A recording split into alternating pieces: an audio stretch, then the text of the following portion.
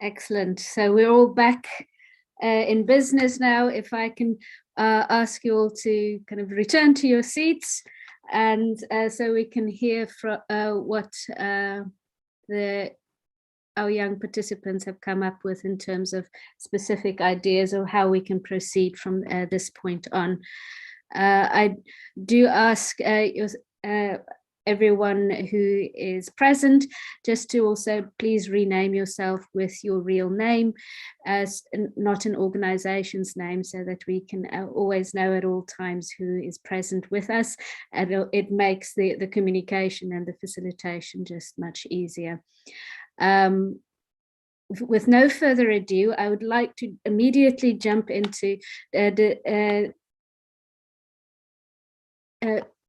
asking our young people to take the floor, and after they have presented all of their ideas country by country, I'll open up the entire session so that anybody who's present here today can interact, give their opinions, and also point out things that they found inspiring and in need of taking forward. So can I ask kindly our group from Ecuador and Chile to kick us off? Please, the floor is yours.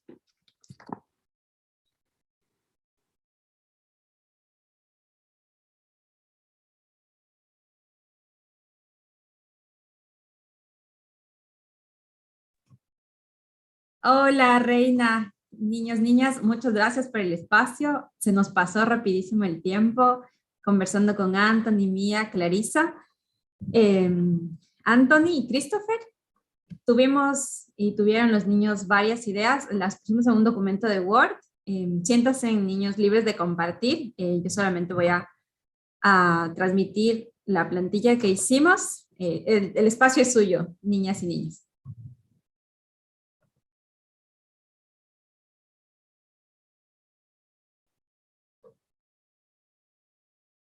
Tal vez, Anthony, quisieras empezar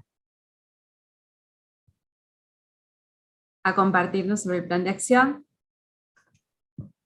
Hola a todos. Lo que estuvimos discutiendo fueron los 3 subtemas y bueno, lo voy a leer. En el tema 1 fue la falta de mecanismos educativos para la salud mental. Y lo que dijimos, conversamos en la parte que dice lo que tenemos que hacer es un Estado gobierno, más que todo en la parte del apoyo, padres de familia, y dentro de las aulas de la escuela también debe surgir un apoyo. No pasa. No se va a agrandarlo. Ya. ¿Quién es? ¿Quién? Ya, eso, gracias. ¿Quién necesita hacer qué? Salió la colaboración de los padres en actividades escolares y Estado aportar recursos económicos. Que el Estado aporte recursos económicos para la educación de los niños, niñas y adolescentes. También salió el corto, mediano plazo. Y en la última pregunta que sale, ¿qué pueden aportar los niños y adolescencia en este punto de acción? Salió el uso de redes sociales, hacer videos, para llamar la atención.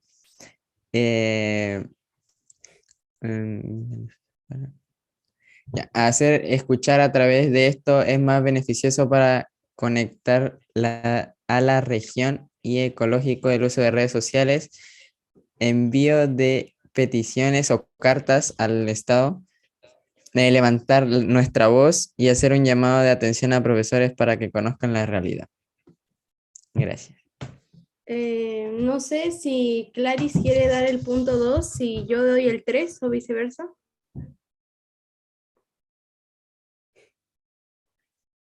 O Christopher.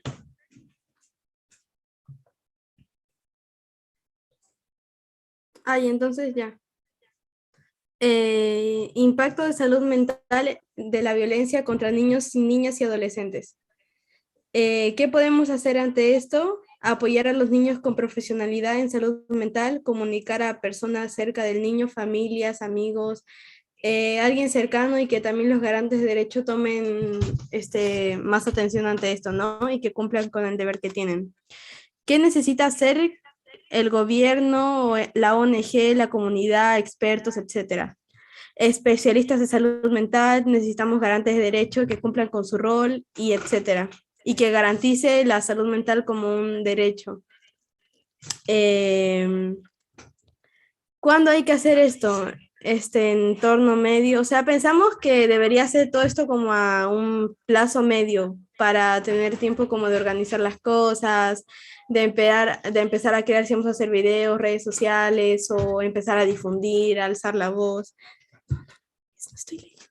Y, ya, perdón. Y ¿qué pueden aportar las niñeces y adolescentes ante este punto? Informarnos, ¿no? Informar a nuestros padres también, que sabemos que pues están también ellos en una etapa de aprendizaje hacia nosotros.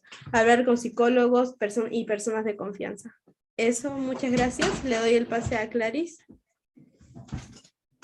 ¿O Christopher? Ya, mil disculpas, no pude intervenir antes porque no valía mi micrófono, no sé qué pasó.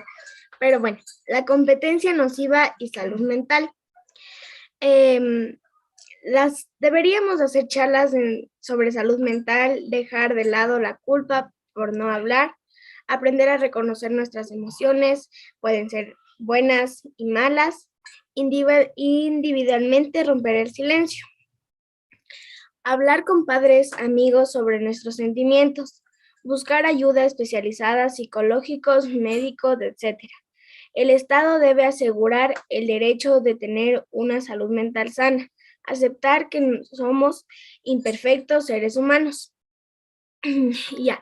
También deberíamos buscar páginas web donde los niños compartan sus experiencias, organizaciones, ONG. 1. Fijar espacios de diálogo, red de apoyo entre niños, niñas y adultos, aceptar que somos imperfectos seres humanos y buscar ayuda psicológica. Gracias.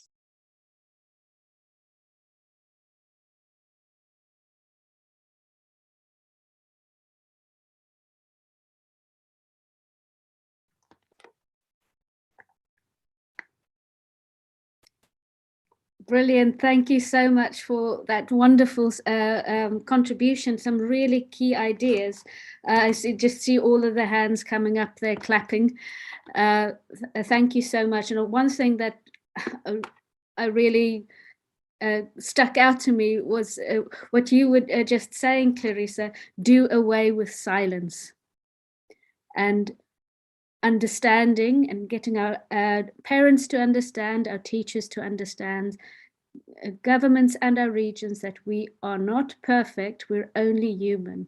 And for that reason, we also need to build kind of understanding between each others across ages, which is something that is a wonderful thought and a great contribution that connects to a lot of the things that the people were also saying in the previous session, and the need to really connect with governments, but also parents, schools, and your community.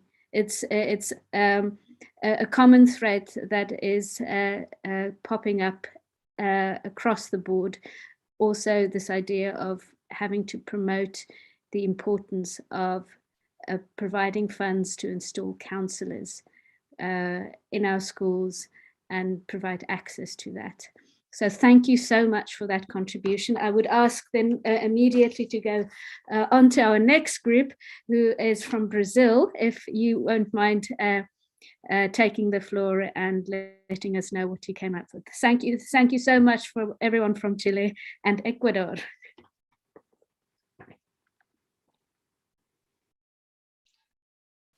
Obrigado, Reina.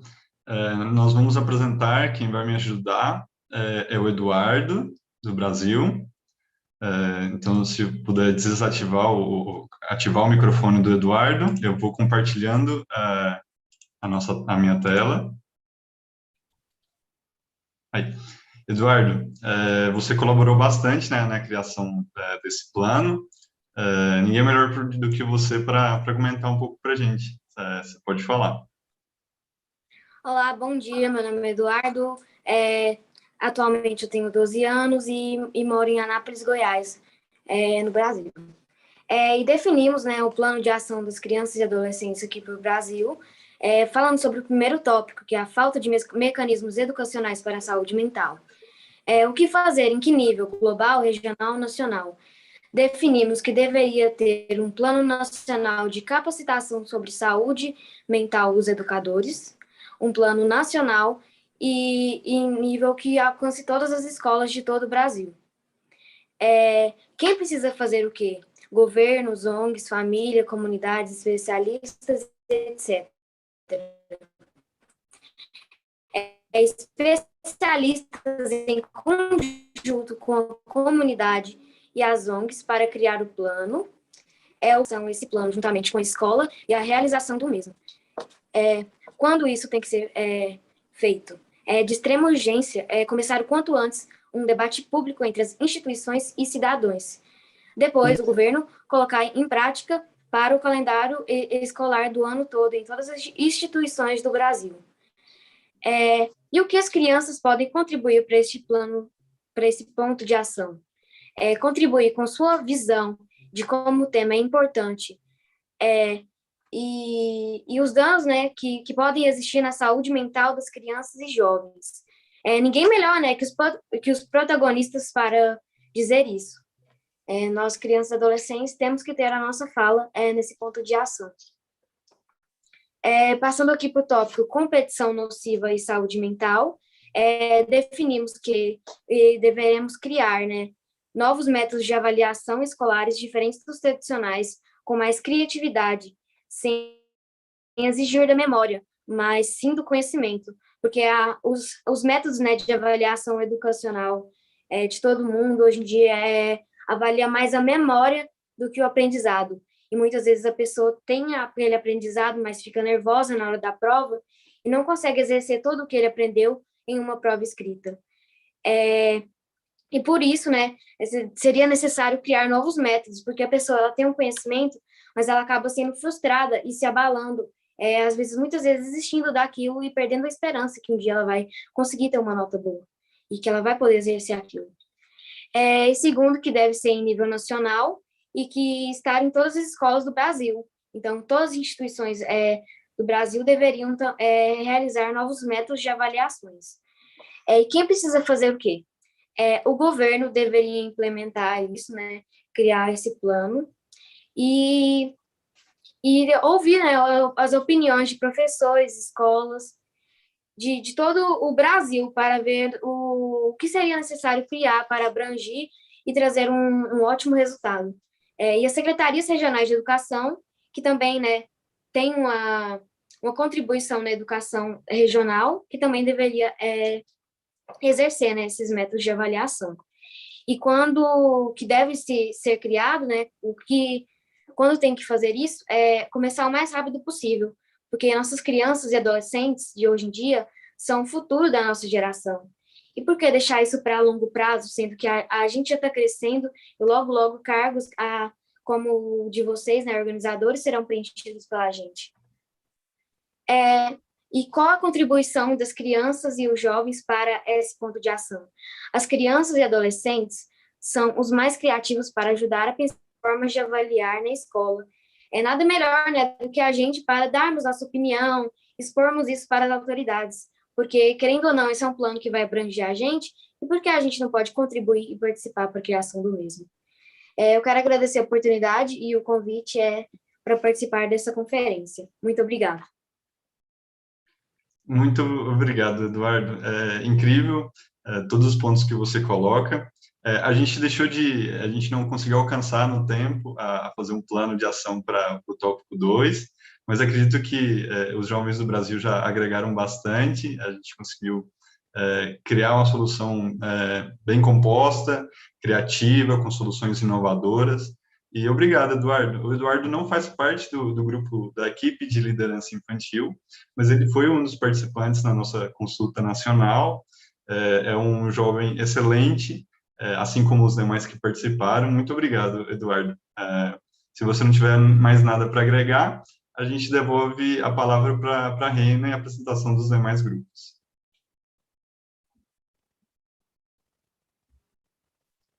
Então, devolvemos a Wonderful. Reina.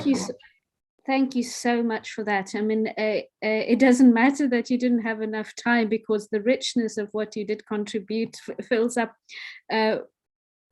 gives us a lot to do. Like, and two things that really struck me as well in what you were saying, Eduardo, is this idea of the training and the urgency to train educators on how to deal with mental health, but not only doing that, but to make children part of that training. So when we're training adults on how to deal with children, include children in that process, because it will make it much more effective to let children speak directly to those who are being trained about what they're being trained about. So it makes perfect sense. So, and secondly, there's a kind of new methods of education, like the curriculum has to change. It's also something that is mentioned by everyone so far, that the way in which people are taught are not the way in which their reality is kind of constructed. And you were talking about how we're just testing memory rather than knowledge. And that creates a lot of stress. If there's many different ways one can test somebody's knowledge. So it's really astute observations that you've made there, and I think concrete things that we can take forward. So thank you so much for that, Eduardo. So the next group will be group 3, who is our colleagues from Nepal. Who's already done a lot today, and I think they can share a lot with us still more, because they were also part of the first group being based in Nepal. So please, our Nepali group, the floor is yours.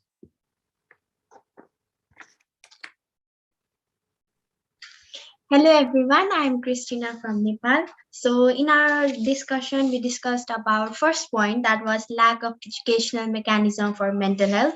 In that we discussed about who needs to do what, was like await children getting education from the informal sector and living in rural areas on mental health.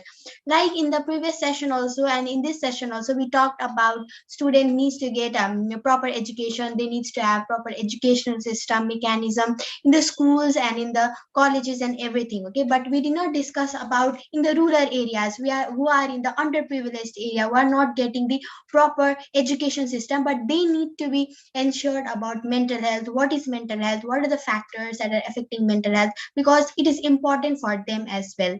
Second point, we discussed about equal distribution of resources related to education, which means that whatever the education system we are just getting, like under the different ages and areas, we are not getting the proper resources that which we need to get. Like somewhere there is no internet connection, they cannot have proper education. Where there is no proper phones, they do not have phones or any kind of this equipments through which they can connect to the education system or anything. That must be there done by the government. And also clarify about the emotional intelligence. Experts, NGOs and children can help doing this. This should be dealt in international level. The thing is, we teenagers are in one of the confusing stages. Like we don't know, we really do not know like what we actually feel, what are our emotions. So we need to be clear about our emotions first in order to explain others, in order to help others to come out of this mental health problem. So first of all, we need to have that kind of skill and education in order to empower others, or in order to change others' mentality. The fourth point is have counselors at school. Like school is a place, a platform where we want to share our opinions, where we get a place where we get lots and lots of experience. So first of all, school must appoint a counselor where we can share our opinions, our views, so that that trustworthy counselor can solve our problem, whatever we have. And next point is number 5th point is counseling at school for teachers, so that they can know how to create a friendly environment at school. First of all, in school, like teachers, principal, and students, they play very important role. So first, teachers need to get educated. They need to have a sort of ideas about mental health, so that they can ensure and aware the children as well about mental health. If the teachers aren't aware about mental health, if they have no idea about mental health, then students obviously cannot get idea about mental health. So first of all, for preparing that, first we need to implement with the teachers and then go with the students. So when this need to be done is as soon as possible, counselors at school, and counselors must be always at the school. So for the awareness, aware our children education from a informal sector and living in rural areas on mental health. For that, formation of child clubs can be done, like in different sectors, globally, locally it can be done, at world level, in community level, in society level, in the school level, that can be done. Yeah. And the second point was mental health impact on violence against children and teenagers. For that, ensuring of child-friendly environment at school, home, society, and community level. The thing is, when we have the kind of child-friendly environment in school, in community level, and in everywhere we can express our thoughts, which helps in the which helps to eradicate the violence in the society and community. For that, I'll give a simple example is that, like when we sit in our home, right, and when we are having our dinner, when a child is small, and let's compare a child being so small and our like grandparents and everything, like our mother, she'll give food to the grandparents in a plate, dinner plate, and then a child will have, like small children, they'll have in a small bowl type. Like why it is like that, children might also have that kind of, like children might also think like we also want to have in that plate, we also want to be big, we also want to have that kind of experience they might feel. So we have to create that kind of environment in our home as well, so that they can feel like, yeah, I can also have take spoon in my hand and I can also eat that in my dinner plate. They should have that kind of feeling. That is the environment that we should get. And another thing is organized program to make people aware of various type of violence and abuse. First of all, there are so many types of violence. First, people need to be aware about what kind of violence we are facing in the society. Like I'll give one more example. When we go for fair, right, there we face some kind of problem, like we can have touch with others or bad kind of touch, like that kind of problem we can face. But in that situation, we don't have any evidence to show like we are in violence, some kind of violence. In that sense, what we can do is government can make a kind of security, more security in the society, so that different kinds of violence can be eradicated. So next thing is create child helplines and aware people about it. Government, NGOs, and peer educators can do that. We have so many child helplines, and students need to be aware about that. Also, children need to be aware about that. Next point is aware children about good and bad touch. Include female teachers, child peers, and experts.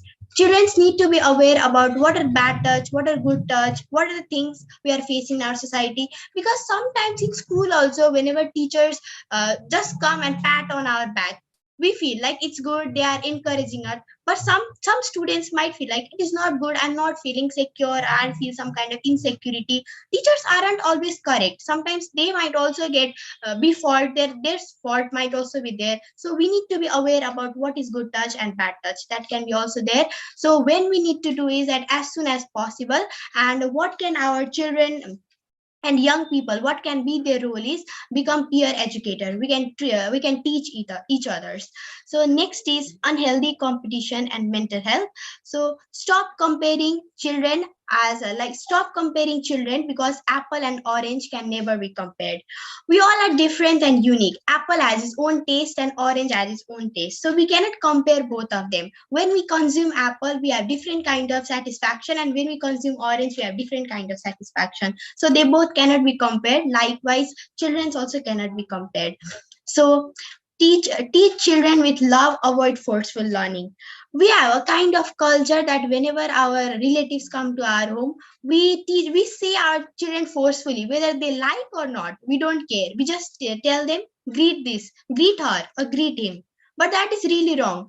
If they feel like respecting others, they need to have the inner kind of feeling. They need to have inner voice saying that, yes, I need to respect. It's my culture. That should be in the society. That should be in the children feeling. They should have that kind of feeling as well. That can be done. And what children and then young people can do is internalize who you are, actually who you are, and stop social media show off. Nowadays teenagers have a trend, like what they are, more than that they try to show off to themselves in social media. But we need to identify who are we, the natural personality of ourselves. So for any other areas we have changed perspective of people towards those having mental health issues. Like some people might think, okay, my friend have some mental health issues, and then teachers and parents as well as my own colleagues, they'll be like, she has mental issues, she's a psycho kind of girl. This kind of term is used in our society as well. That should be avoided. And next thing is create communities in local government, including experts as first responders to consult with children. The thing is, we can create child clubs including so many experts, including our experts as well, the youths as well as children, who can respond fast and who can respond to the any kind of problems as fast as possible they can. Like if my friend is facing a kind of mental issues or mental health problem, then that community can go and consult with her, like what are the problems you are facing, and try to solve before taking to the psychologist or psychiatrist or any that kind of place. So next thing is have ban inappropriate contents and contents promoting cyber hate on online platforms. We can face these problems being a teenager or being an adult, being an youth, because we are facing in this world. We have so many, whenever we do good works or bad works are always neglected in the society, but good works, when we do something to promote ourselves, there are some haters who hate, who post bad comments. That should be avoided. And next thing is promote international programs such as seminars and conference emphasizing on mental health. That is very essential. And next is formulate proper laws addressing cybercrimes and aware people of the law. First of all, people must be aware about cyber laws. What are the laws when we commit a cybercrime? What are the laws that we need to follow, or what are the punishment that we are going to face if we'll do that? They must be ensured and they must be concerned about these all the things so that people won't commit that kind of problem. Thank you.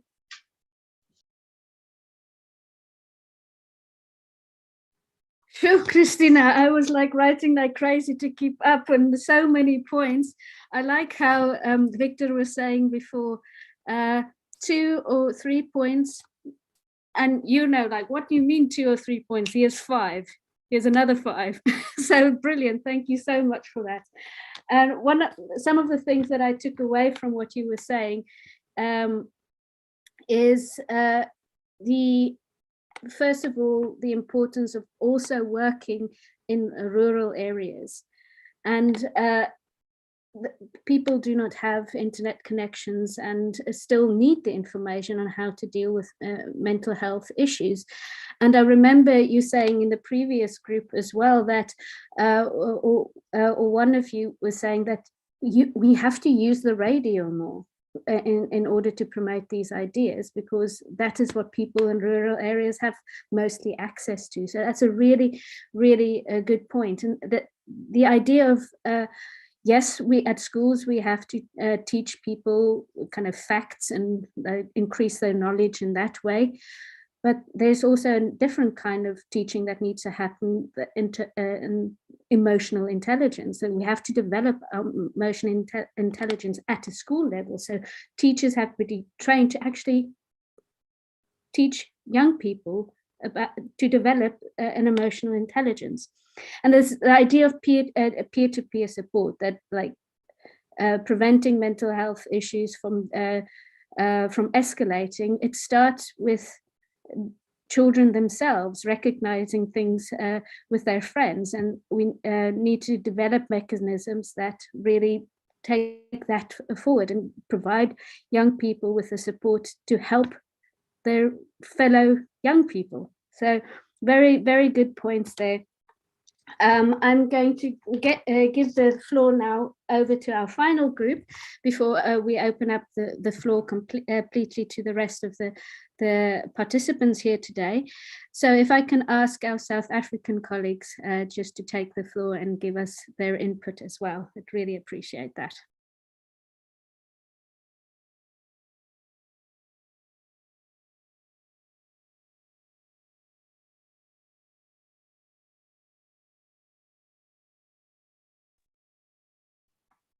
Hello, can you hear me? Perfectly, thank you so much. I'm Ashvi. On the list it does say Gloria. I apologize for the confusion. So at our school, firstly, yesterday we were asked to elaborate on this point in the comments, but at our school we have SEL, which is social and emotional learning classes, where we get to talk about mental health and how to improve our emotional intelligence and so on.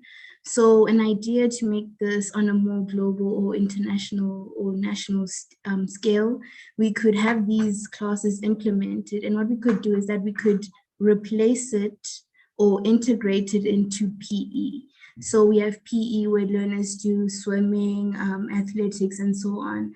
And as much as physical health is important, we do need to create a balance with emotional health. So we can integrate that, and to make the sessions efficient, we can have them more frequently.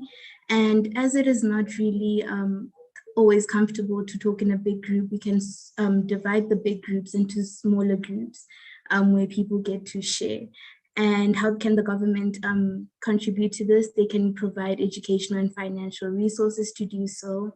And this needs to be done as soon as possible, as the suicide rates are increasing by the day.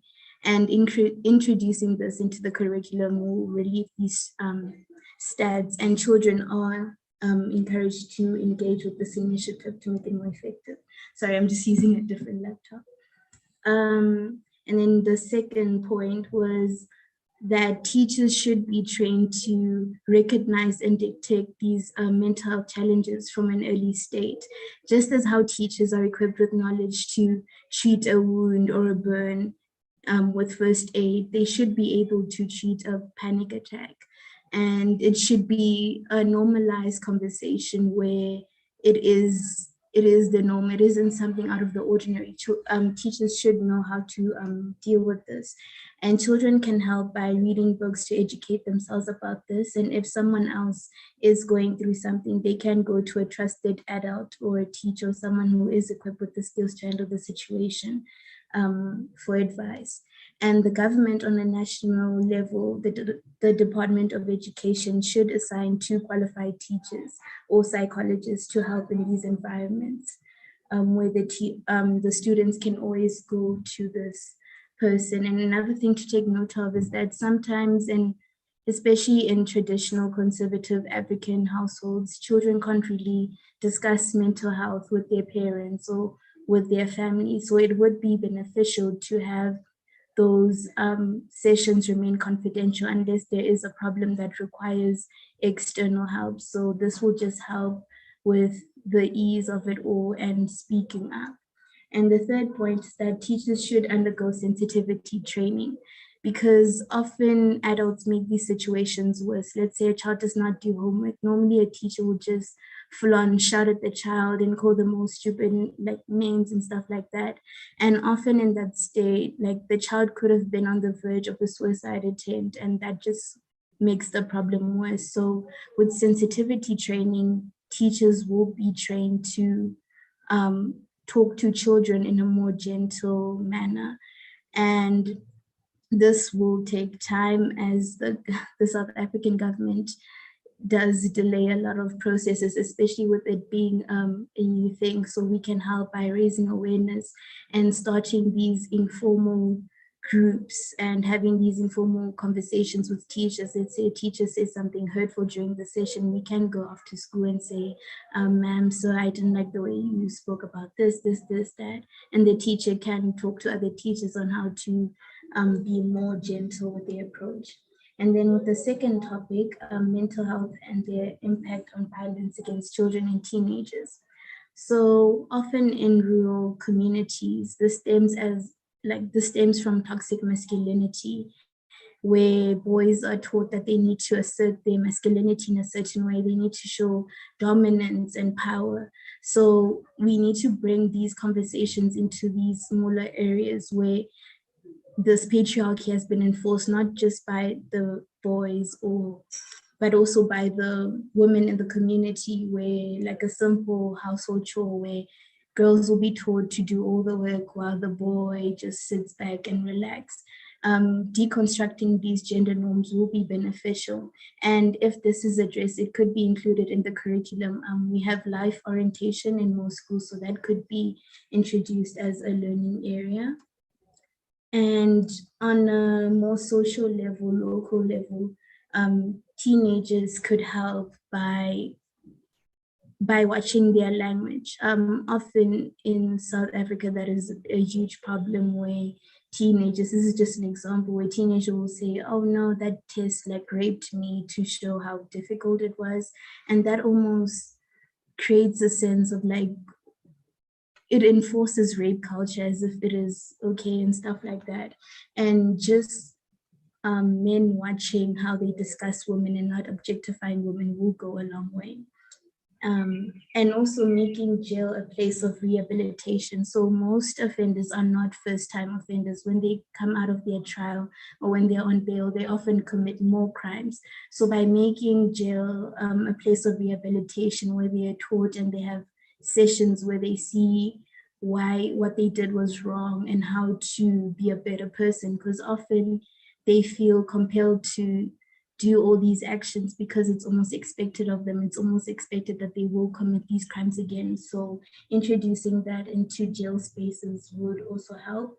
And the Department of Justice in South Africa can help in this.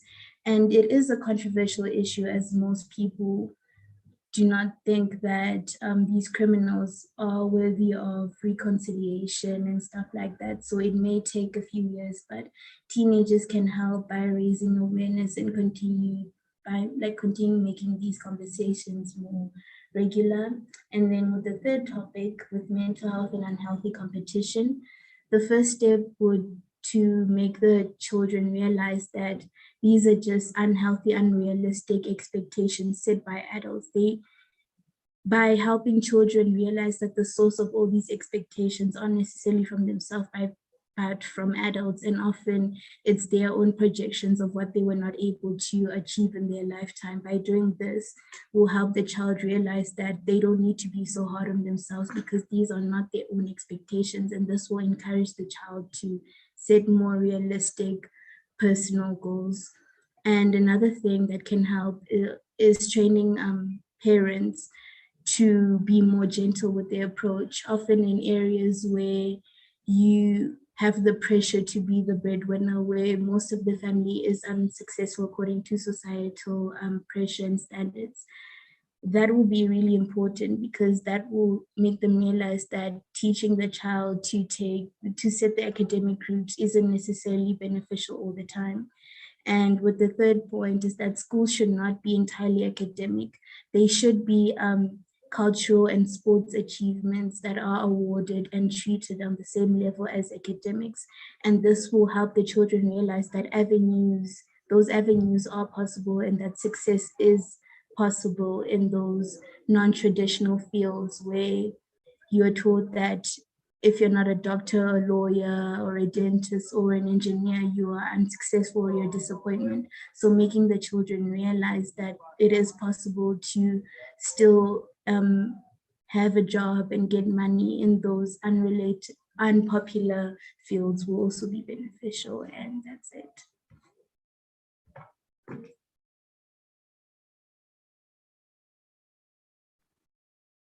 Wow, thank you so much for that. I must say I'm quite speechless at all of that. That is such a rich contribution. I'll try my best to sum it up in some shape or form, but it's some of the new things that came up, I think, from your contribution is this emphasis on the idea of toxic masculinity.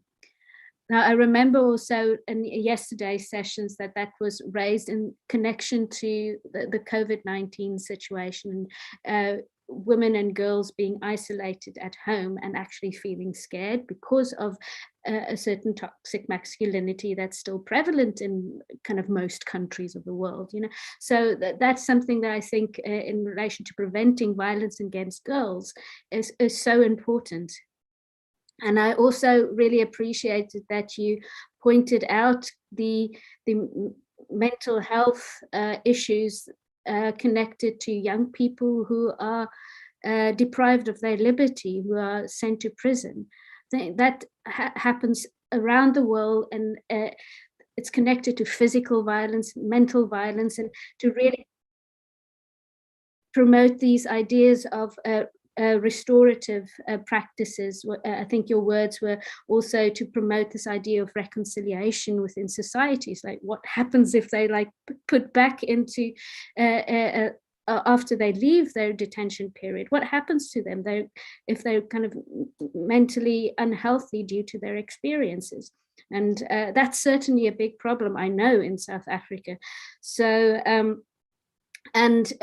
I think you also stressed what everybody today stressed, is that the education system itself needs to change in order to not only think academically, but also think of how other forms of life choices can lead to a happy and healthy life as well. That you don't have to fit into a specific societally approved box to live a happy and healthy life. So that would be my my summary of kind of what all of you were saying. I would like to open the floor up to everybody else, because I think I've spoken enough, and I think all of these contributions deserve some proper reflection by everybody who is attending here today. So like we've got expert here that we've invited, who I heartily invite to put up your hand to say something, if your impression of the contributions, or anybody else. But please do, I ask, put up your hand so that we can actually see you and call on you. That would be really appreciated. So the floor is open to everyone. And again, the young people, please do also contribute. You don't have to now sit in silence and listen as well, like agree or disagree as much as you like. So.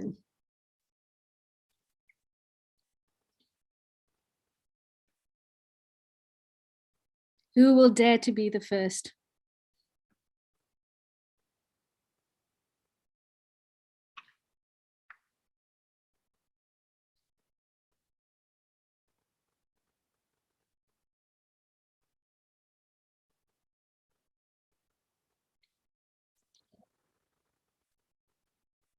I heard somebody speak.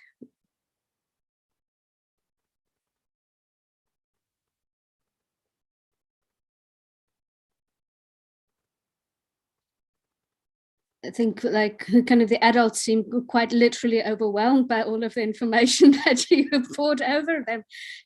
But I do, please, do raise your hand, please contribute. This is the moment to do so.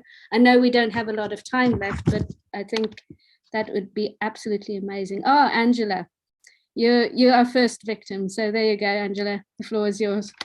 Thank you, Reina, and thank you, everybody. My name is Angela Melchior, and I have worked with Reina and all the others from the Global Campus to provide support to this fantastic conference. It's actually the best conference that is interactive that I've participated in my whole life. So, and this is a big thank for the children who have made it so great.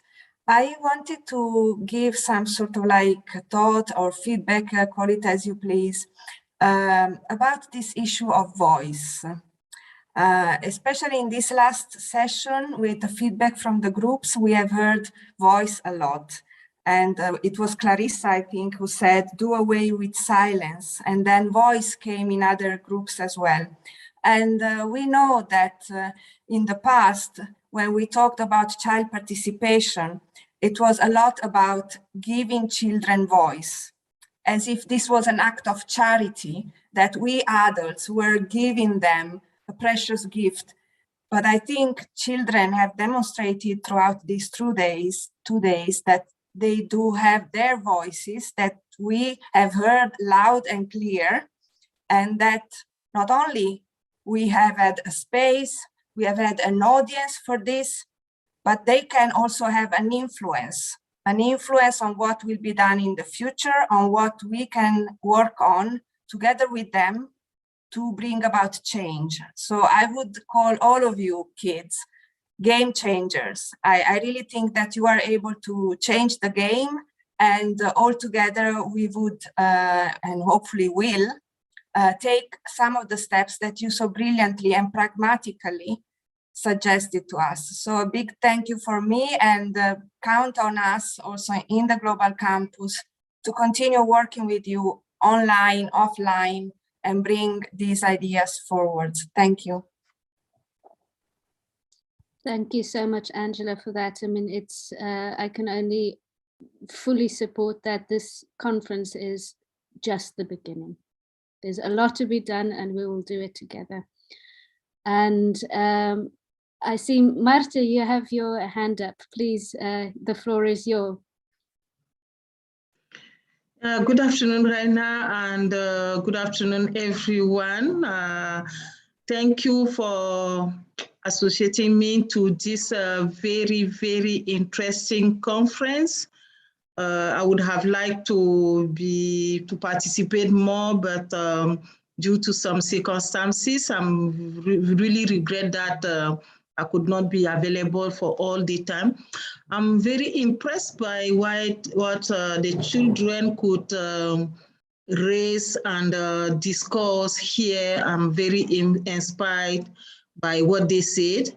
And I think it's very important, the topic of mental health for children. And at all level, I think it's from the family to the school, in the community, is very important. And I know that the contexts are very different from country to other, and then from also from Africa to Europe or to other continents. So in the context of culture and traditions with many bad cultural behavior or cultural inconvenience for children, I think we need really to make the mental health being strong, and then to help children.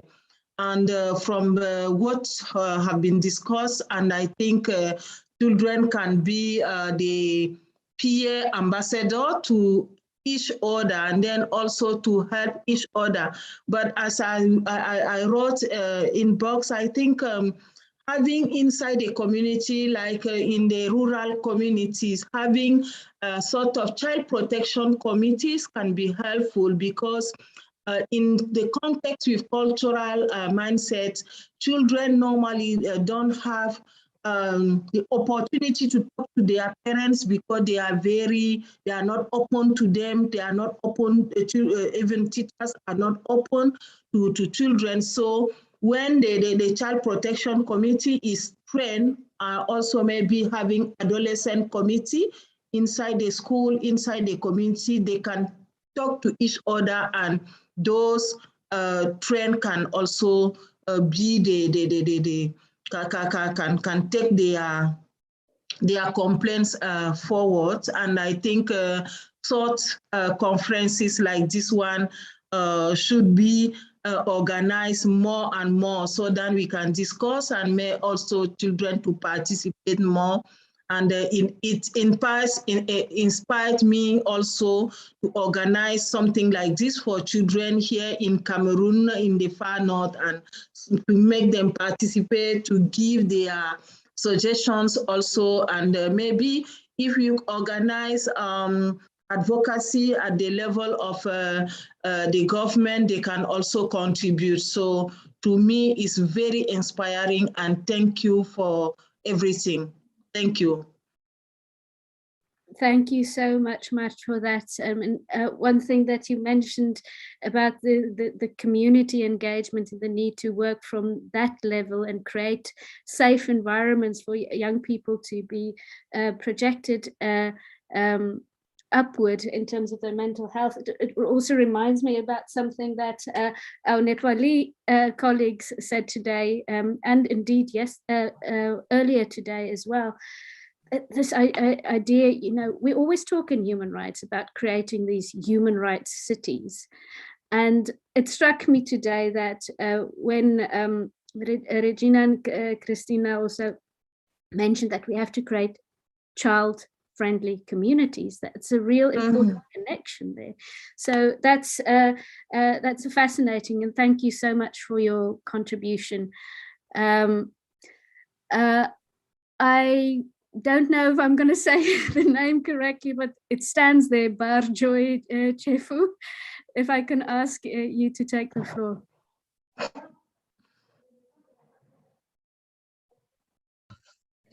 Okay, thank you, everyone. Yeah, that's Barrister Joy Chefu. I'm a lawyer and a child rights activist. I am enjoying the conversations and I'm glad to be a part of it. Actually, I will just cue from where the last speaker ended.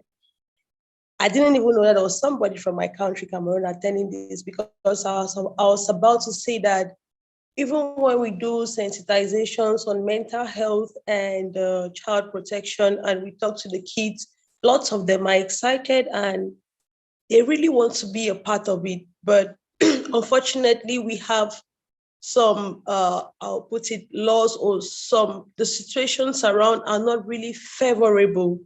So I don't know if there is also a possibility. I've seen lots of kids here who've been able to express themselves and they've taken part in this conference. And I don't know if it's also a possibility for more of this and for some of the kids also that we work with to be involved in this, because it's going to, when they have to attend this one-on-one, it's a different perspective for them and it's easier for the information and the sensitizations to go through. That's just all I wanted to say. Thank you so much for that. Yes, and absolutely, there's always the opportunity to connect and join our collective effort. So please just get in contact with the Global Campus, and particularly the Children's Rights Department, and we can see how we can involve each other. I think it would be great to see this this effort expanding with the people that we meet at this conference. So the offer is open to get in contact. So Jane, please, the floor is yours. Good afternoon, everybody.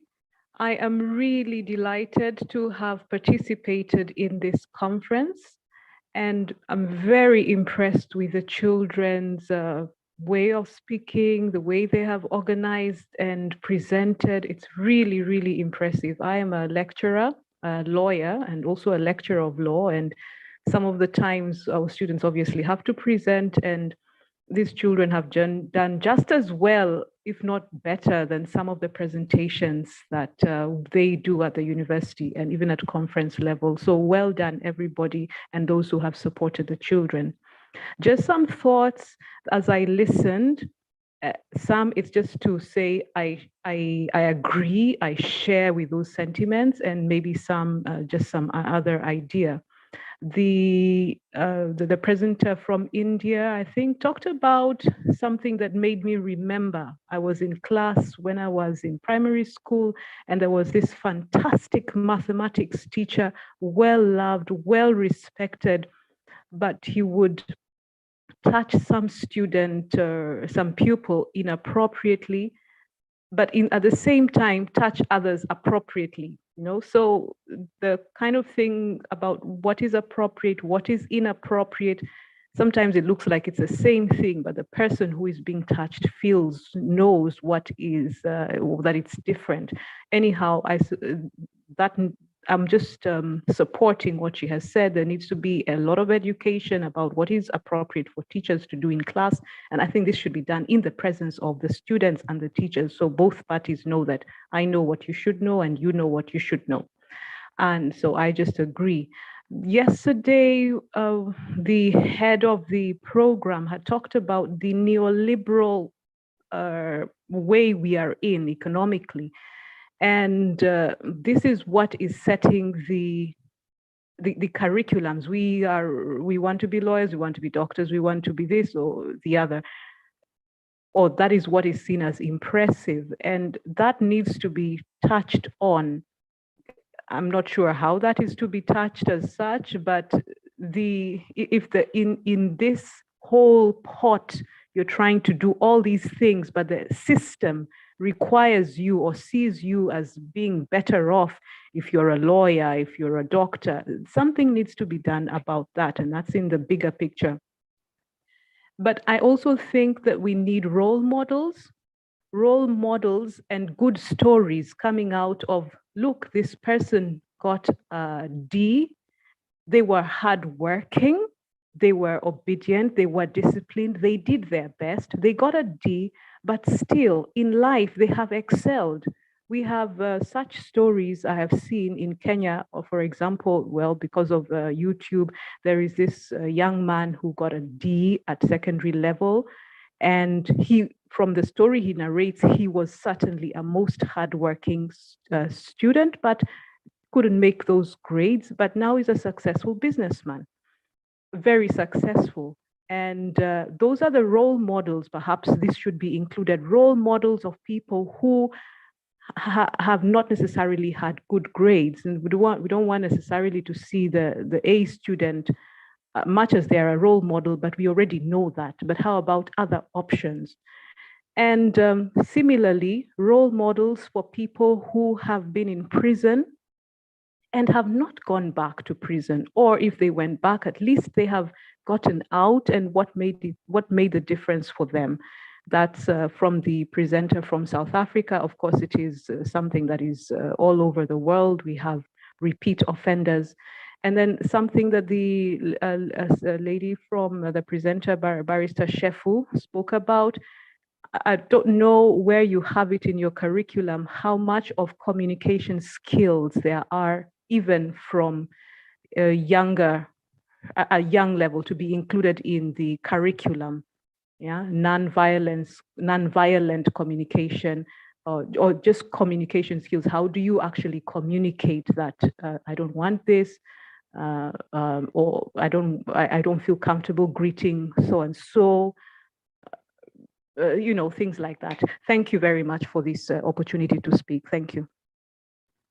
Thank you so much, Jane, for that. I think it's, I think, I think the African continent has a lot to teach the rest of the world, that to counter this neoliberal attitude with some of the philosophies that is there. I always think of Ubuntu as a different way of also teaching and engaging with young people specifically, is creating this idea, okay, we're here because we belong, rather than we're here because we think, So, and I think that has a lot of potential. And this nonviolent communication aspect, I think, obviously strongly connects with what our South African colleagues were saying about thinking about the way we speak to each other is important. So I'm going to see there's a lot of young people who still want to say something. We're almost out of time, but not quite yet. So I will give the floor to the 3 Chilean young people who've got their hands raised up there. Yeah. Hola, buenas. Buenas. Bueno, no solo queríamos dar una pequeña opinión y ya para finalizar, ¿no? Muchas gracias primero que todo, ¿no? Por la invitación, la pasamos muy bien, perdón, la pasamos bien, estuvo bacán la asamblea, el debate, gracias a nuestro a Santiago, a Andrea por estar igual al pendiente. Y eso, y muchas gracias y esperamos que igual ustedes como adultos de este espacio puedan hacer algo con lo que nosotros venimos acá, ¿no? Las opiniones, lo que estamos haciendo y todo. Igual cualquier cosa, vamos igual, ojalá no a perder conexión, pero a seguir participando y a seguir haciendo acciones, ¿no? Que eso no quede solamente acá. Y eso, muchas gracias por todo y ya. Chao. ¿Algo? No, ya lo dijiste todo. That's definitely the igual case on our agradezco. end as well. This is not the end. And I can assure you that it won't just be us adults doing stuff with what you contributed, but you and us doing things with what you contributed. So a combined effort. Please, Clarissa, the floor is yours.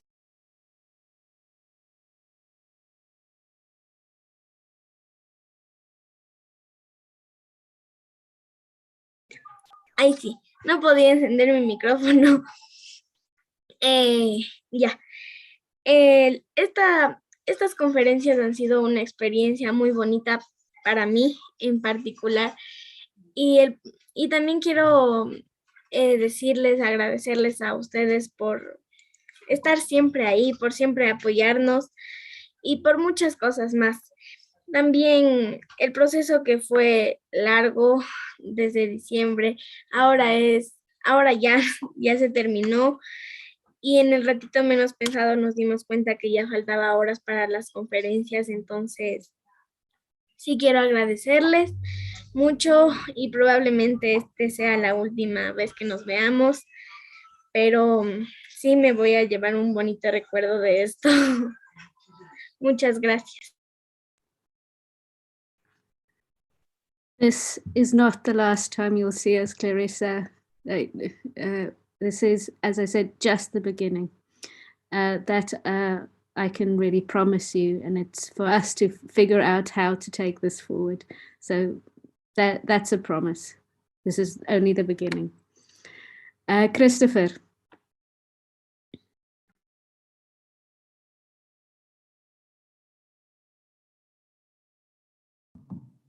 Disculpe, yo también quería agradecer a todos aquí los presentes porque en serio fue un largo camino. Agradezco que nos hayan apoyado a usted, el Campus Global. Les mando un fuerte abrazo y también al abogado Marco Panchi que también nos ayudó. Muchísimas gracias.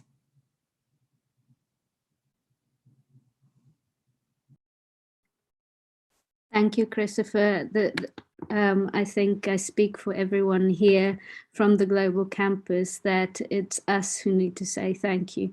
You both, you and Clarissa said that it's been a long process, and it astounds me every time that all the children here and the young people who contributed since September, the stamina you have to talk about these issues exceed our own. I'm often like almost on the floor of tiredness, and you still want to keep on going. So I take inspiration and energy from that. And as I said, this is not the end. This is the beginning. We've run out of time in terms of this specific section.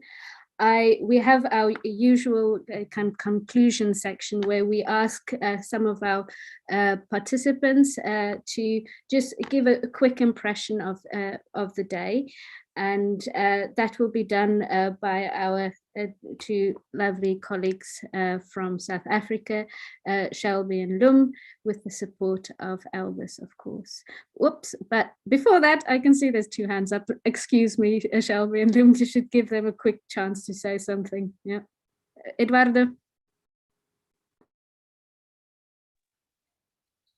Gostaria de agradecer o convite, muito obrigada a todos, foi uma experiência muito boa, creio que vai agregar bastante na minha vida e também, né, para futuros projetos, né, que vão sair daqui, né, creio que irá agregar muito na vida das pessoas. Eu gostaria de agradecer novamente pelo convite. Muito obrigado. Our pleasure, Eduardo.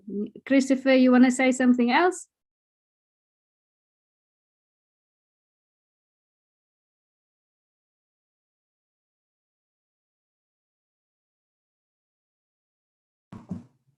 Sí, yo les quería decir una frase. Los niños necesitamos que nos escuchen, no solo que nos escuchen a nosotros. Porque esto de los derechos es muy importante. Yo nunca pensé llegar tan lejos con esto de los derechos. Y como dije anteriormente, les agradezco bastante. Les agradezco bastantísimo a ustedes. Thank you. It's definitely one of the truest phrases out there, that children need to be heard. So on that note, let's hear from Shelby and Lum. Please, the floor is yours.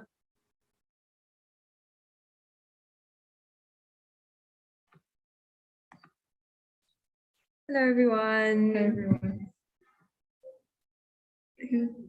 So we just want to start off with some of the common themes that we noticed throughout the conferences we've been having, not only from today and yesterday, but also from the past few months that we've been all working together.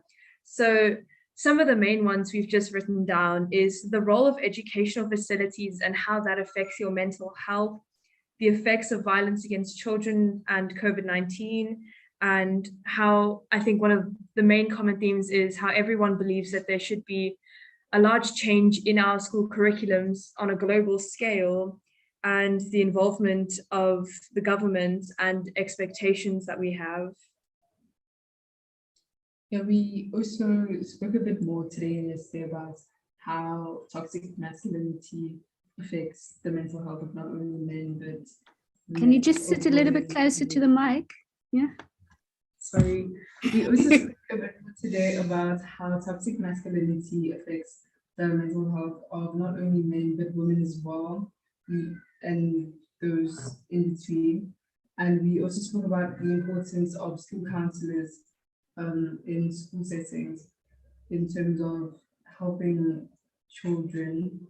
We also spoke more today about the importance of educating educators on how to deal with different mental health issues and destigmatizing mental health in all our communities, and the effects of cyberbullying and cybercrimes on mental health.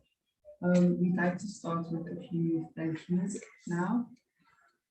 We'd like to say a big thank you to Dr. Elvis, who's been our regional facilitator for the past few months, and also to one of our school teachers, Ms. Makafola, for introducing us to this conference and for giving us this opportunity that we're very grateful for. We'd like to thank you, Ms. Reina, for facilitating this entire process and always just being such a warm and welcoming presence in our video calls. And we'd also like to give a big thank you to all of the experts who have put in their time and effort to be here today and to give us a more professional opinion on all of these issues.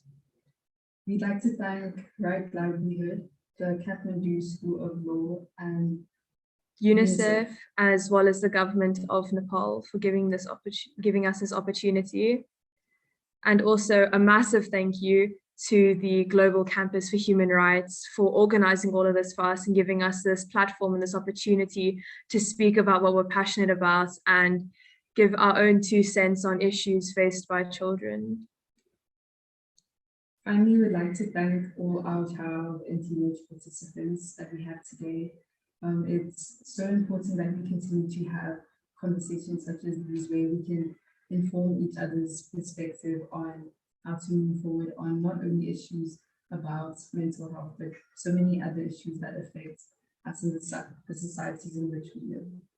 Thank you. Thank you. That's all from our side. We'd like to say a big thank you to everyone who has watched, participated, to our colleagues here at school for giving us their opinion and their perspective. So thank you so much, everyone, for giving us this opportunity. Thank you. Thank you. Bye. Thank you both Shelby and Lum for that lovely summary and the warm-hearted words there at the end. And I will take that right forward because I too have a few thank yous on up my sleeve. Before I'll hand over to the final two speakers of the day to kind of wrap up the conference for us.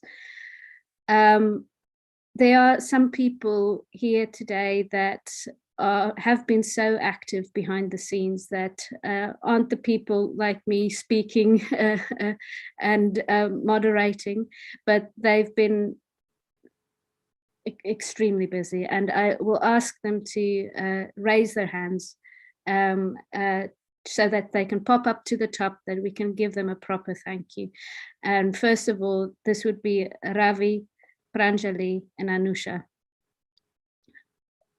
I can't say thank you enough for these three individuals who've gone above and beyond the call of duty to set all of this up.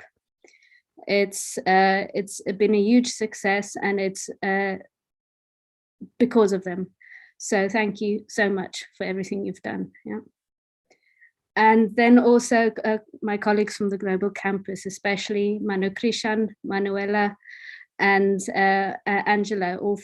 Please also put up your hands who are here, and Veronica as well. They've also put in so much time that was not required of them to do, but they gave it anyway. So I thank you very much for doing that.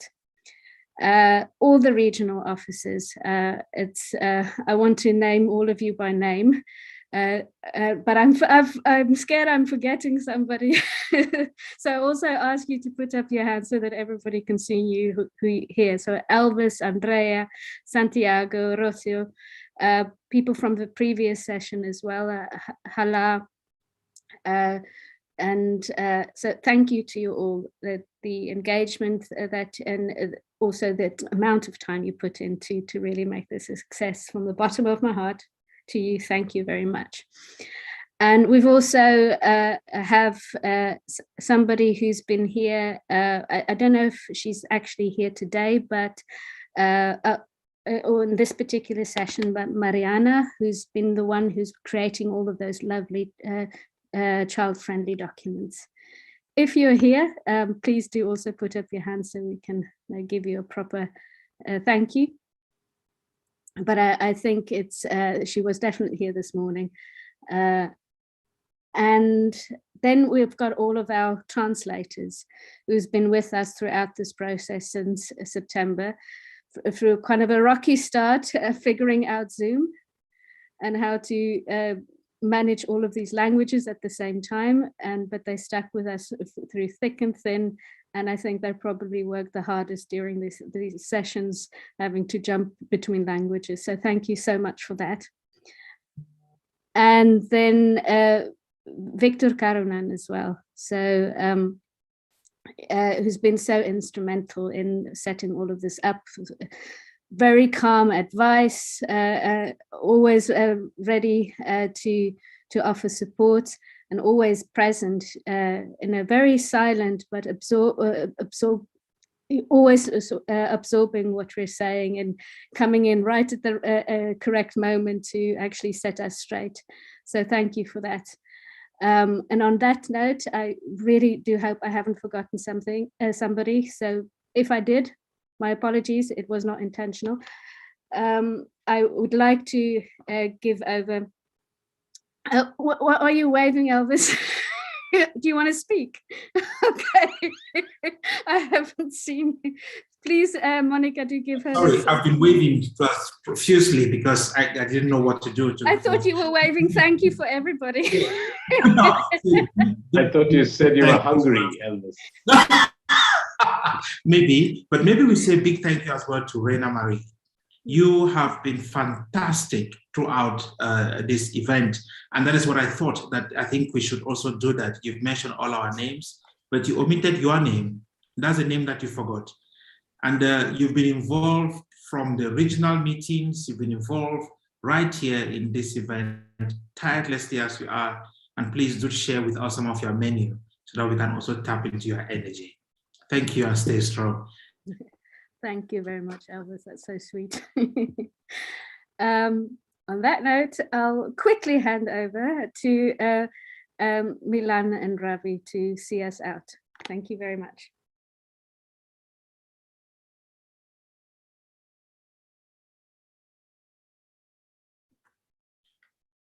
Thank you, Rena, and thank you very much for giving me this opportunity to be a part of this lovely, beautiful, and very important conference that I have been learning a lot from the presentations from all the children from the regional group.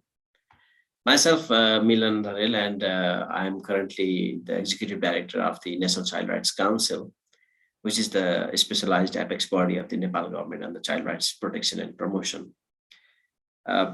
I'm very happy to share that I'm also part of Global Campus on Human Rights. I'm an alumni of Global Campus in that sense. So I'm so proud to be here today that with all the children and Global Campus and Kathmandu School of Law team, that we are working with the children and listening to them on this process. And it's a very important event and very relevant as well that UNICEF Nepal office and ROSA office is also engaged, National Child Protection Alliance, the Civil Society Network is also engaged, the Right Livelihood of European Union for their contribution. And I must thank for that and for supporting children and the human rights community and the child rights community to engage in the process. Most importantly, what I found is, this conference is important for two reasons, because as I have already heard that voice again is that children has a right to have their voice and their voice have to be heard. So this is the real process that where we actually practice that right as considering children as citizens, as people, and as a sovereign people, that they have right to share what they feel and what they experience and what are their demands. And in that sense, it is well articulated with all the supports of the facilitators and the experts and all the discussions that has happened during this conference. The mental health issue has become very important and pertinent issues, particularly in COVID context, that it has opened up the eyes of, I think, almost all government in the world. And now people have started talking about the mental health, which has been kind of a very much hidden or kind of overlooked before that. And in that sense, sometimes bad things also bring some good results. So in that sense, COVID has brought us this pressing issues of mental health and how it is affecting the lives of the people and particularly the children. In that sense, whatever we got, the recommendations from the children around the world, they are very important, they are very relevant, and they are doable, in fact. That's what I found when listening to the presentations from the regional group. So based on that, what I feel is we in the government positions must look at the opportunities where we can apply the children's recommendations from this conference. I would like to highlight some of the initiatives that we have started in Nepal. Is one of the most important gap that we found on managing mental health or providing deliveries is we have lack of human resources. So workforce development is very important issue for a country like Nepal. So we have a legal provision, we have policy, we have commitment that we would manage the human resource of psychosocial counselor or psychological aid to the children at community level, at a school level. But the problem is that the lack of human resource, lack of proper training, lack of skills training for the local community is missing here. So the government like Nepal has been starting on that. And in Nepal, we have started that process, including the localized child rights protection mechanism and school nurses who are becoming a kind of frontline service providers for the mental health service. This is not enough. I'm sure that as children has highlighted that we need to engage with the community, we need to engage with the parents. A family needs to understand their children. A family needs to be a real democratic family that listens to the children and they practice in that sense. So in that line, I totally agree with all the recommendations that we got from the children around the world. And I assure that most of the agenda that we learned today is going to be reflected in the policies and programs of Nepal. And why I'm saying this is we are going to have our new national child rights policy very soon. It's under discussions at the cabinet level. And we are also going to have our 10 years national plan of action for children. So these recommendations are really going to fit in that process. And I must thank Ravi and Kathmandu School of Law team for engaging National Child Rights Council in this process. I'm so thankful to you all and wish you very good luck in your coming days with solidarity. Thank you so much. Thank you, Milan Dai. Now, when I call Milan Dai, Dai means in Nepali, Dai means a big brother. Why I call him big brother is because we both studied together at Sydney to do the Global Campus Masters together. And so we are alumni together and the batchmates together. Now, I would start this with the closing of this is this is a surreal moment for somebody like me because this means a lot. And this all started, and I would want to give a context to it and try not go over 5 minutes. It all started in South Africa, outside the Future Africa auditorium at University of Pretoria. So if those who have traveled there, you see that the very idea behind Future Africa's auditorium is amazing. And I was talking to Manu outside there and Manfred, and it all started with doing a global study launch at Kathmandu and bringing that to South Asia. And while talking to this, we did not know that COVID was coming, and it would ruin our plans to do this all in person. And for somebody like me, I'm a very emotional guy. So for us, it was very important to do this in person. And so I come back from South Africa and I fly straight back to our outreach campus where my director, Professor Sangrola, was there. And I show him photographs of Future Africa, and I say, we need to do something like this because in 2 years' time, I'm going to bring 100 professors and 100 universities to Kathmandu to do a big event like this. And we're going to do something big in child rights. And we should try and be leaders in South Asia to do something meaningful. And my director being himself, he's always supported us in whatever we do and how we do. And the ideas and the ability for him to allow us to do what we want to do is beautiful. And I will just share my screen and show you the campus where we all would have been be doing this closing today if you would have been there. And I will share the screen. So this is our campus, and these are some of the drone shots of the campus. And so if you look at the red building on the corner, this red building, the big building. This was constructed after 2019 because we saw Future Africa, and I showed him photographs and I said we need an auditorium and a self-sustaining auditorium for around 300 people because I'm going to bring so many people to Kathmandu. And he was glad enough, and he being himself, to be honest, we are a very small law school in terms of finances and the structures, but we are also very proud people. So he said we will find finances and let's draw a plan. This building is designed by himself, and we ended up designing a 400-seater auditorium for everybody to come and do an event on this scale. So you have to understand how much this conference, this event means to Kathmandu School of Law, and how much this means for us to pull it off. And that's how this all started. And during the last 2 years, we've been able to, we tried to do this online, bring 10 people. We started with let's do 40 people, then we started with 20 people now.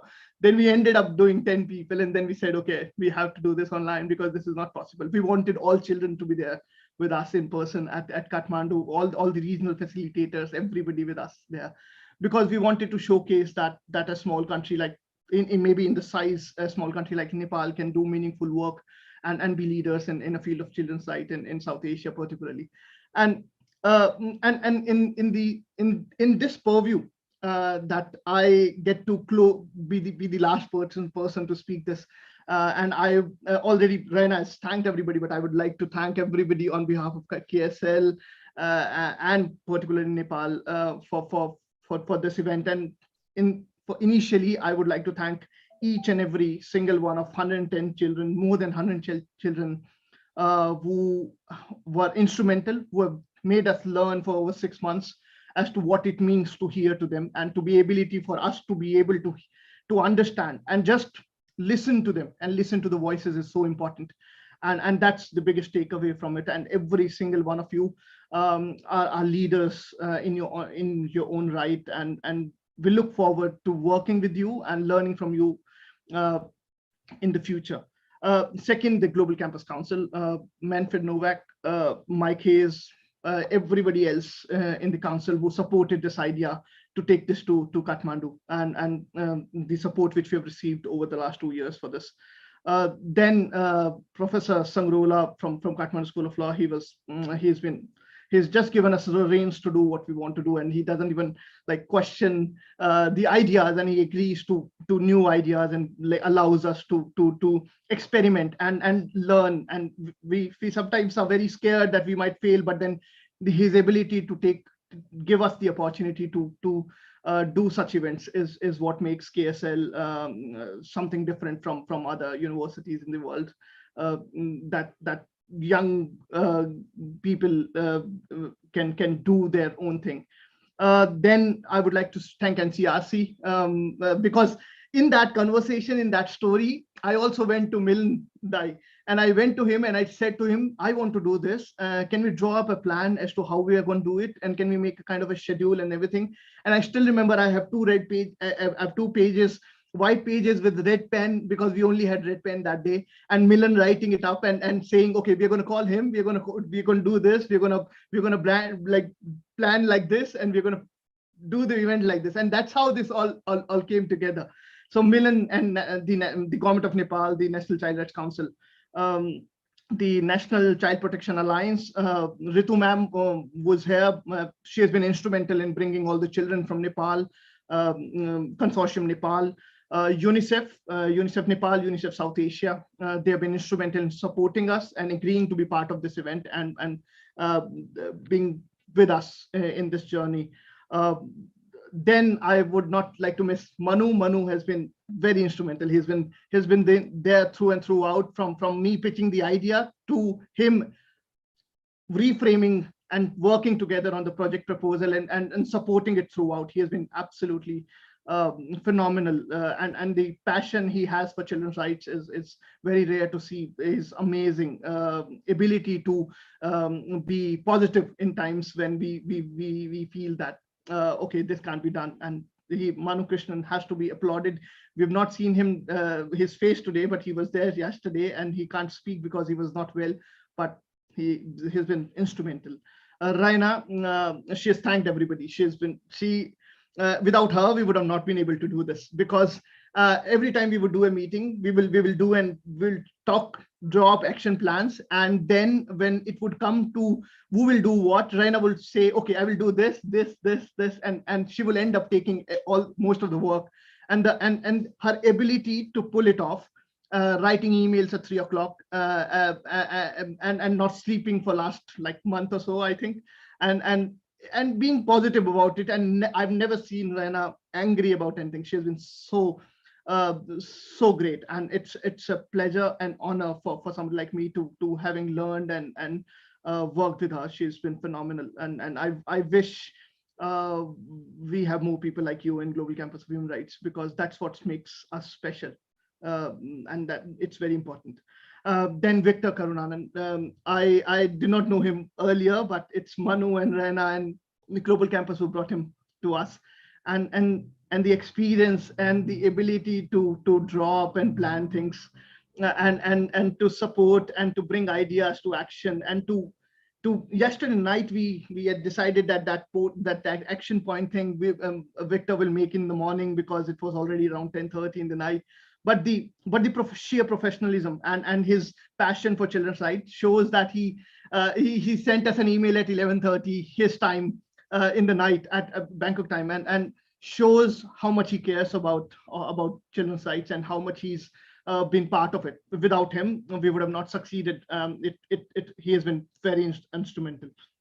Then John Paul, he's the quiet guy in the group. He's the one who has written the notes. He's the one who's made sure everything that we have done becomes a report, and he doesn't show, doesn't come out, but John Paul, thank you so much for everything.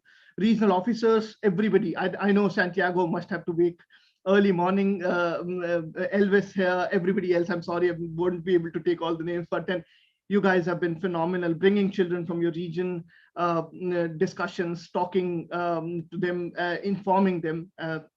It's not possible to pull off an event with 110 children from so many countries without the support, and you guys are important, and I think we should work in future together. It's really been a good and excellent learning experience.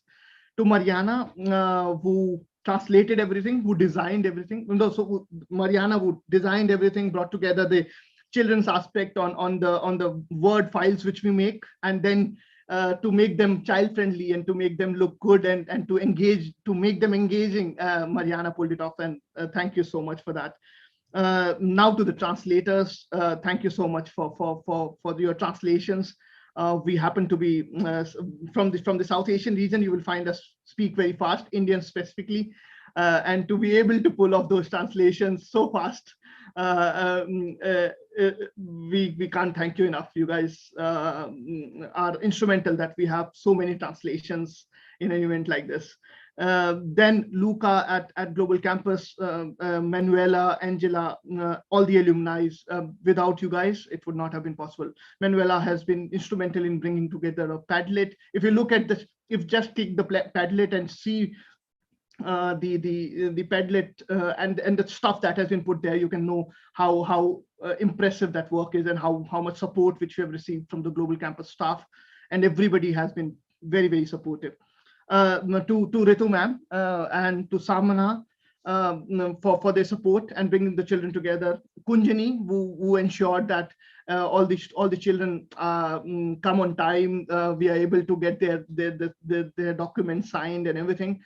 Thank you so much for your support. In the end, to my team at KSL, I take all the credit. I hog the limelight, but the fact is that I do nothing. It's Anusha Kharel, Pranjali Kanel, Pooja Silwal, and Ruben Shrestha at the back end. These 4 people are instrumental to what you see, to everything. Without Anusha, Pranjali, this would not have been possible. They are the flag bearers and they are just coming out as, from the law school, and their work has been phenomenal. Without them, I don't get to say what I'm able to say right now, and I believe they make me learn every day from their hard work and from their commitment to the law school which they have shown over the years. Ruben, who we don't see, but the photographs, the banners, and the stuff which you've seen, some of the videos which have come from KSL has been pulled off by Ruben. So all in all, thank you so much to each and every one of you for the support and everything which we have been able to pull off would not have been possible without the support of everybody. And in the end, Q Studio for pulling off the Zoom and the technical aspect of it, because me and Pranjali thought that we spoke about it and we thought, why can't we do this thing? And let's try and do this. And we sat for an hour and tried the Zoom, and we both miserably failed. And we were like, no, we are not doing this. We're going to find an expert who do this thing. And then we got Q Studio, Kavya, Dori, Monica. Every one of you guys have been instrumental in doing this. Thank you so much for everything. And I said to Pranjali that I'm gonna, like, if we would have done this in person, I would have done the closing, and I would have done a mic drop saying that we pulled it off. I can't do a mic drop, but then I can say that it's a mic drop from Kathmandu School of Law, that we've been able to pull it off, and the support has been phenomenal, and we look forward to working with everybody in future. It's been a pleasure and honor to be part of this. Thank you so much, everybody. Thank you. Thank you very much, Ravi. I think we're all thoroughly thanked now. I think we can sleep very soundly tonight.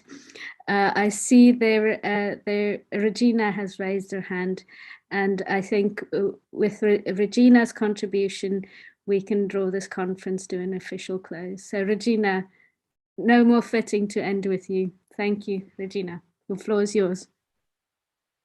Thank you so much, Reina. And once again, namaste to everyone. And yeah, my last words are for thanking you, all of you, especially the Global Campus of Human Rights. And yes, special thanks to Kathmandu School of Law, who like you guys create such a great platform for us, like where we are just connected and where we are collectively collaborated to discuss about this concurrent and really relevant topic to this pandemic situation, and even in general as well. So I'm saying many our elders as well,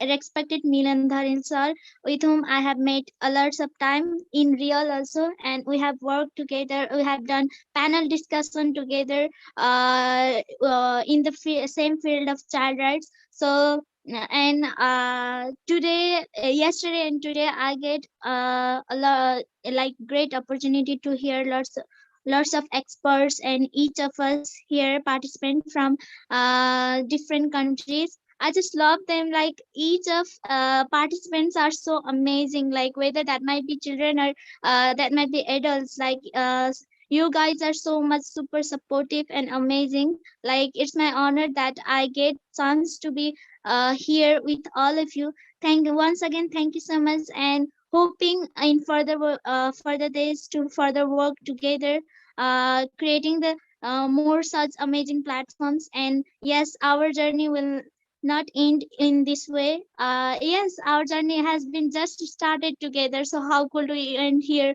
We're gonna end it by creating the everything like healthy, physically, mentally, and in each and every aspect for each of us. Thank you. Stay safe and stay healthy. Keep your mental health strong.